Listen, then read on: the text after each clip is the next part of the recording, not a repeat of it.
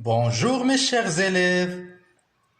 Pour la séance d'aujourd'hui, on va voir une nouvelle leçon de lecture concernant l'unité didactique 5, semaine 2. Maintenant, on y va ensemble pour découvrir le texte de la page 145. Tout d'abord, je vous invite à regarder les illustrations et de relever le titre, les références et d'émettre des hypothèses.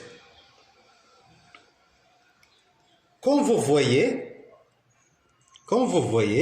il s'agit d'un enfant au milieu de la forêt, ou bien un garçon dans la forêt. Le titre de ce texte est « Un petit garçon au pays des arbres ». Les références, ou bien la source, ou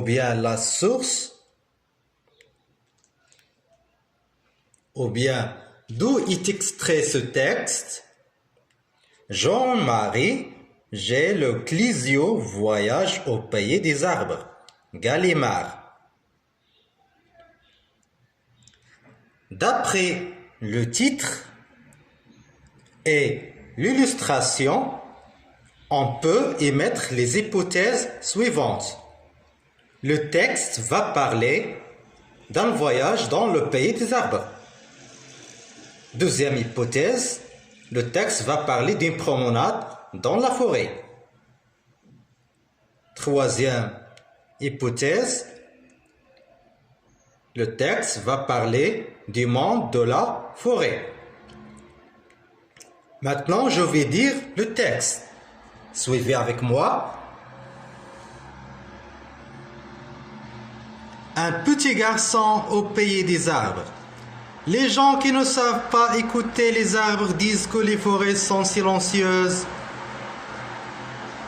Mais dès que l'enfant siffle et qu'il siffle bien comme un oiseau, il commence à entendre le bruit que font les arbres.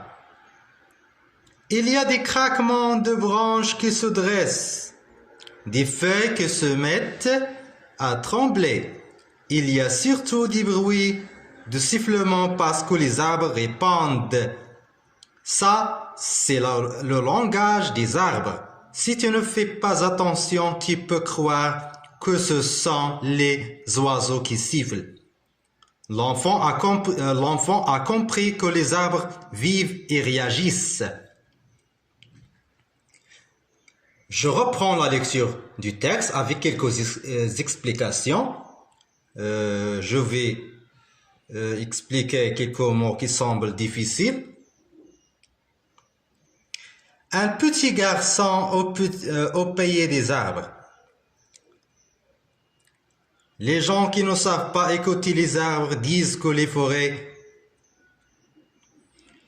sont silencieuses. Silencieuses, c'est un adjectif qualificatif, s'accorde avec le nom les forêts. Silencieuses, c'est-à-dire calme, c'est-à-dire les forêts sont calmes. Mais dès que, c'est-à-dire au moment où. Mais dès que l'enfant siffle, c'est-à-dire, siffle c'est le verbe, siffler, c'est un verbe du premier groupe, siffler, comme ça. On dit l'arbitre siffle la fin du match. Et qu'il siffle bien comme un oiseau. Il commence à entendre le bruit, à écouter. Il commence à écouter le bruit. Que font les arbres? Il y a des craquements de branches. Craquement ici. Le craquement, c'est un bruit sec d'une chose qui se rend et éclate. On dit le craquement des doigts, le craquement des oreilles, le craquement des os. Deux branches qui se dressent. Se dresse, ici, c'est le verbe se dresser. C'est un verbe pronominal. Se dresser, c'est-à-dire se lever. Des feuilles qui se mettent à trembler. Des feuilles qui se mettent à trembler. Trembler ici, c'est un verbe du premier groupe. Trembler, c'est-à-dire s'agiter. C'est-à-dire, les feuilles tremblent.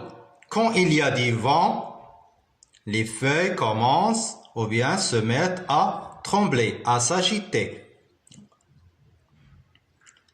Il y a surtout des bruits de sifflement parce que les arbres répandent.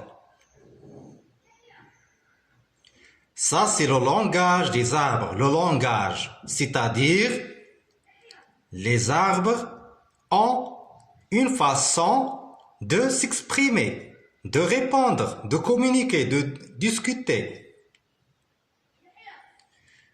Si tu ne fais pas attention, tu peux croire que ce sont les oiseaux qui sifflent. L'enfant a compris que les arbres vivent. Vivre ici, vivre, c'est le verbe vivre. C'est-à-dire que les arbres sont vivants. Ils ne sont pas morts. Ils réagissent. Réagissent, ici, c'est le verbe réagir conjugué au présent. Réagissent, c'est-à-dire répondre. C'est-à-dire les arbres font une réaction. Ils répondent. Bien. Alors, après ce que vous l'avez suivi dans le texte,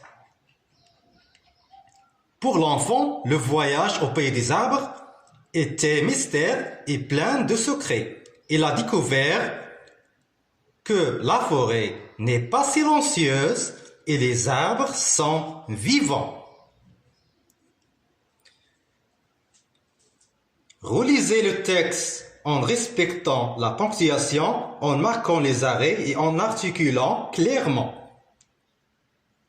Je vous invite à faire des petites recherches sur l'importance de la forêt. L'importance de la forêt. Finalement, merci de votre attention, prenez soin de vous et à la prochaine.